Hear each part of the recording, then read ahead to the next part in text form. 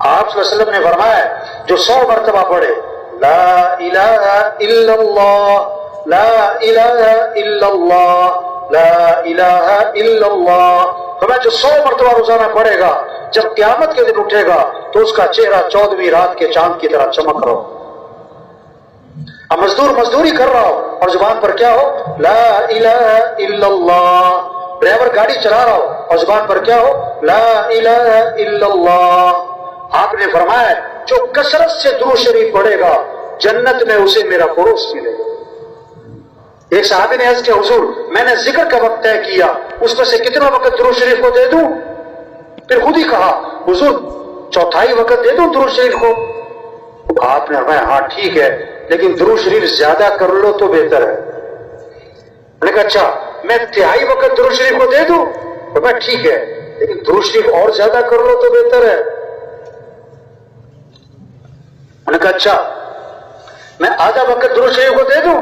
میں ٹھیک ہے، لیکن درود شریف اور زیادہ کرو تو بہتر ہے۔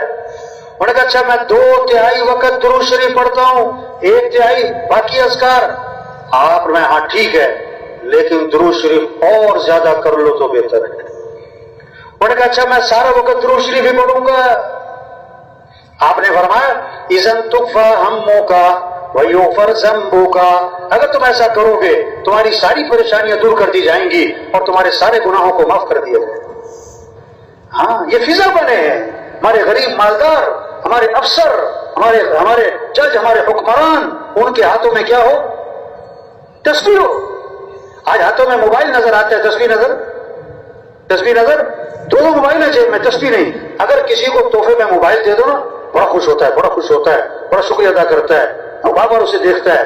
اور اگر کسی کو تسبیح تحفے میں دے دو نا تو حیران ہو کے دیکھتا ہے، کہتا ہے کیا ہوا تو۔ آج بچے کو بھی چپ کرانے کے لیے کیا دیتے ہیں؟ نہیں، تسبیح ہو، اللہ کا ذکر کرو، درود شریف پڑھو۔ چھوٹا سا درود شریف بتاؤں، صلی اللہ علی النبی الامی، صلی اللہ علی النبی الامی، صلی اللہ علی النبی الامی۔ جیسے برفی میں مزہ آتا ہے نا کھانے میں، جلیبی، گلاب جامن، ہمیں مزہ ہے کس میں؟ اللہ کا نام لینے میں۔ درود شریف پڑھنے میں کیا ہے؟ مزہ ہے۔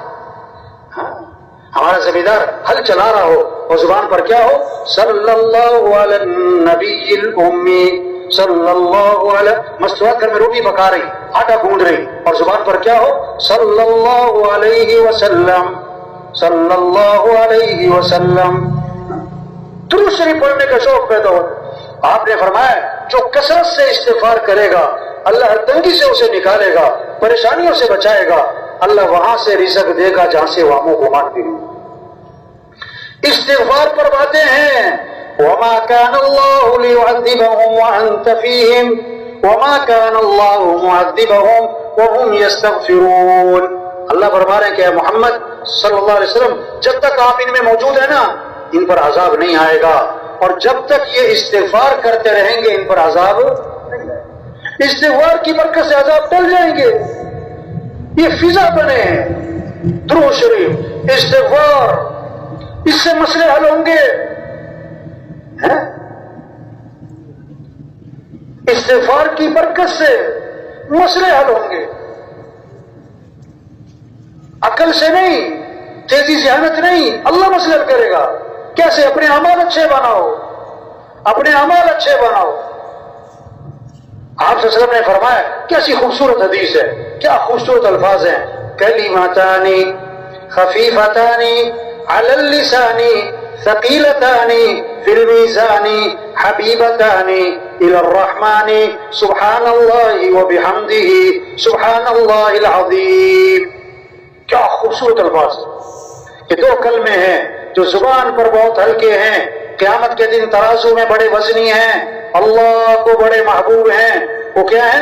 سبحان اللہ وبحمدہ سبحان اللہ العظیم، سبحان اللہ وبحمدہ سبحان اللہ العظیم۔ یہ محنت ہے تبلیغ میں، تو سب نیت کرو بھائی، ہر مسلمان کو ذکر پر لانا ہے انشاءاللہ، روزانہ قرآن کی تلاوت کرنی ہے، اور اپنے مسائل کس کے سامنے رکھنے ہیں؟ کس سے مانگنا ہے؟ صبح کی دعائیں پڑھو، شام کی دعائیں پڑھو، اس سے مسئلے حل ہوں گے۔ مسئلے کون حل کرے گا؟ اللہ۔ کیسے؟ اپنے عمل اچھے بناؤ، اپنے مسئلے اللہ کے سامنے رکھو، موقع موقع کی دعائیں پڑھو بھائی۔